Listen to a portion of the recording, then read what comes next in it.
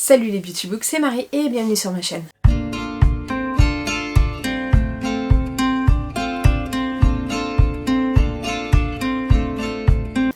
J'espère que vous allez bien, on se retrouve pour une nouvelle vidéo, à savoir ma pile à lire du mois de juillet. Alors à ça va s'ajouter la pile à lire du Assassin's Books Challenge. Je crois que c'est ça, mais j'avais envie de vous dire les quelques livres qui me tentaient en ce moment. Je suis toujours dans une petite panne de lecture où j'ai pas mal de mal à lire vraiment, surtout en papier. L'audio passe mieux, mais en papier j'ai beaucoup de mal, donc je vais me concentrer. Et puis en fait je trouve pas le temps de lire vraiment en papier, et quand j'ai du temps je suis tellement fatiguée que ça a du mal à passer. Donc je me suis dit que j'allais vous faire une petite pioche des livres que j'ai déjà lus, alors qu'on n'est pas encore au mois de juillet, enfin non, pas que j'ai commencé, que j'ai déjà lu, mais que j'ai commencé, mais ça je vous en parlerai au moment voulu. Il y a 7 livres, donc on va commencer tout de suite. Le premier roman que j'aimerais beaucoup lire, dont je ne peux pas vous faire un résumé, il s'agit des Enfants de la mine de Hélène Marie Wiseman. Voilà, ce sera mon dernier Hélène Marie Wiseman pour être à jour dans cette autrice. J'ai lu le mois dernier, spoiler alert, un roman d'elle qui m'a fendu le cœur, qui m'a fait avoir un énorme coup de cœur. Donc j'ai envie de sortir le dernier que j'ai. Je sais plus dans quelle temporalité on est, mais le côté un peu mine m'intéressait très fortement. Et je trouve que c'est un sujet dont on n'entend pas énormément parler. Et franchement je suis trop contente. Voilà, Hélène Marie Wiseman, ça fait partie maintenant de mes autrices chouchou et obligatoires. Donc il me tarde de pouvoir le lire. Si je le lis pas, c'est pas très grave, je le reporterai, etc. C'est peut-être pas le moment propice pour le lire, mais il me fait trop envie. J'ai trop envie de le sortir, j'ai envie de lire que du Hélène Marie Wiseman parce que cette année, c'est vraiment ceux qui me font ressentir le plus d'émotions.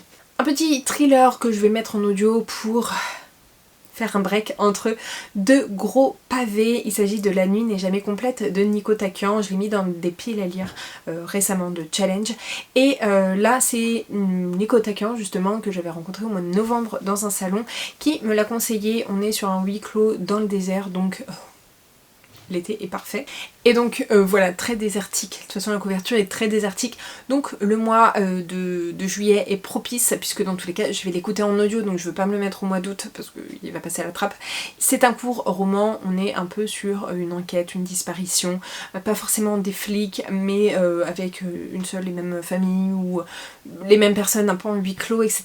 C'est la première fois que je lis un roman de lui. C'est lui qui m'avait conseillé, il m'avait posé plusieurs questions pour m'orienter vers un des livres qui pouvait plus me tenter. Je voulais absolument le lire avant pouvoir peut-être le re-rencontrer à Créteil-en-Poche, mais bon, j'ai pas réussi, donc c'est pas grave, je n'irai pas le voir à Créteil-en-Poche, mais voilà, au moins je me ferai un avis sur le célébrissime Nico Takian. D'ailleurs, si vous avez un Nico Takian qu'il faut absolument que je lise, que vous me conseillez absolument, n'hésitez pas à me le dire parce que je suis très curieuse. C'était pas un auteur vers lequel je voulais forcément aller, mais j'entends tellement parler de ce nom, je le vois tellement en salon que je me suis dit allez pourquoi pas, et celui-ci est quand même hyper court donc ça passe. J'ai ensuite très envie de lire Spark of the Everflames, donc commencer une nouvelle saga donc de Pen Cole. Encore une fois, je ne sais pas trop de quoi il s'agit, on est sur une romantaisie qui est sortie chez Calix, mais je sais pas, depuis un moment, je sais que c'est Nina Quill qui l'avait comparé à un des livres qu'elle lisait, et dans ce qu'elle me disait, alors je m'en souviens plus, mais dans ce qu'elle disait ça me donnait très envie. Je sais que ça fait un moment que j'ai envie de le lire, et là j'ai craqué et je me suis dit vas-y, commande-le, donc je l'ai reçu. Et j'ai hâte de pouvoir le lire et il me fait très envie. Je pense que ça sera une de mes prochaines lectures, mais j'ai très hâte de découvrir une romantaisie signée Calix. Voilà, le tome 3 je crois va pas tarder à sortir aussi, donc j'aimerais bien binge-reader un petit peu cette saga. Mais c'est tout, voilà.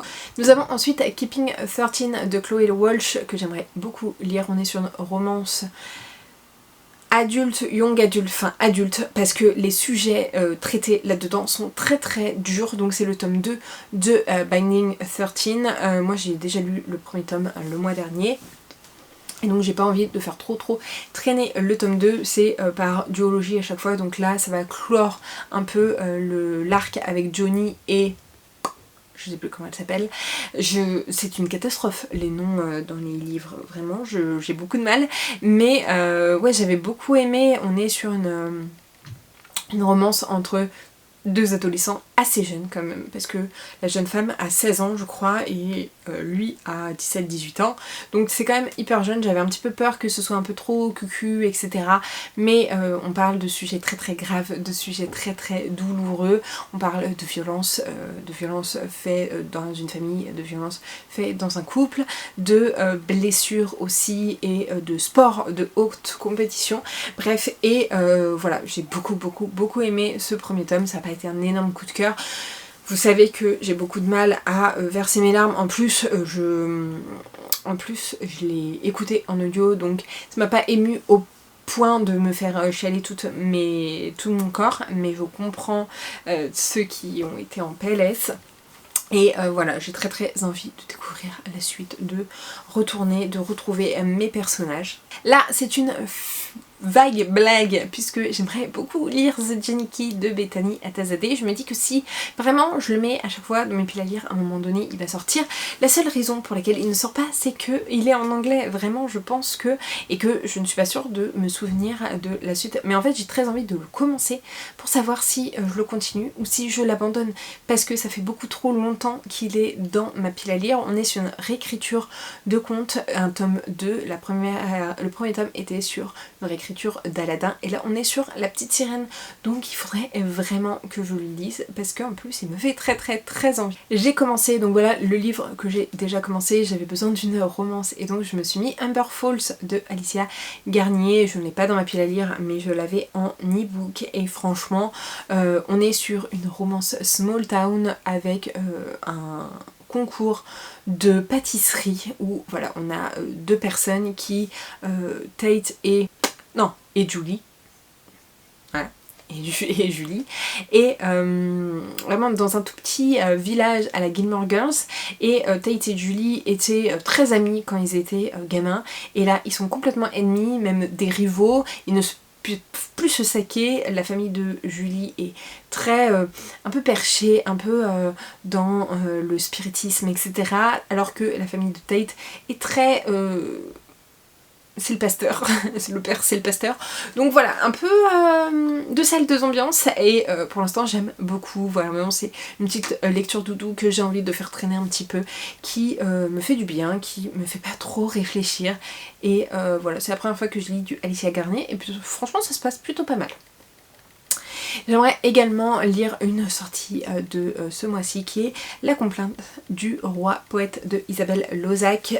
On est sur une romantaisie de chez Hugo, ou non pas de chez Hugo, de Lost Kingdom, où en gros on a un mariage arrangé avec une jeune femme qui a perdu tous ses parents, qui va devoir monter sur le trône, et donc elle va devoir choisir un mari, un fiancé et un mari, et donc elle va choisir un des fils, qui sort un peu de nulle part, un des fils d'un des clans ennemis de ses parents, et donc elle va un peu fouiller, savoir ce qui s'est vraiment passé pour ses parents, essayer de prendre les rênes justement, puisque elle non plus n'était pas destinée à prendre les rênes du pays, mais comme c'est la seule survivante, elle n'a pas le choix. Et donc lui il doit faire beaucoup de sacrifices pour pouvoir l'épouser aussi, et voilà, on a tout un côté aussi magie qui commence à partir un peu dans tous les sens. Bref, j'ai beaucoup aimé, j'ai hâte d'avoir le tome 2 pour pouvoir le mettre en audio et le commencer aussi. Donc voilà, et j'en ai un dernier que je n'avais pas mis dans ma liste, mais ça va être un petit bonus.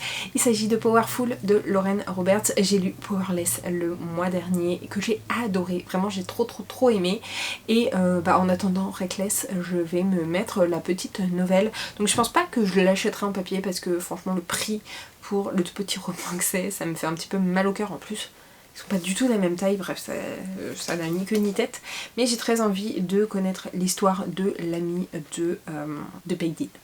Bref, voilà pour ma pile à lire. J'espère qu'elle vous plaira. N'hésitez pas à me dire ce que vous comptez lire ce mois-ci. Voilà, ce que les grosses chaleurs et l'été va vous donner envie de lire. N'hésitez pas, comme d'habitude, à liker la vidéo, à la commenter et à vous abonner. Je vous mets juste ici pour vous abonner. Ici, ma dernière vidéo. Et en attendant une prochaine vidéo, je vous fais de très gros bisous. Et je vous dis à très bientôt. Ciao!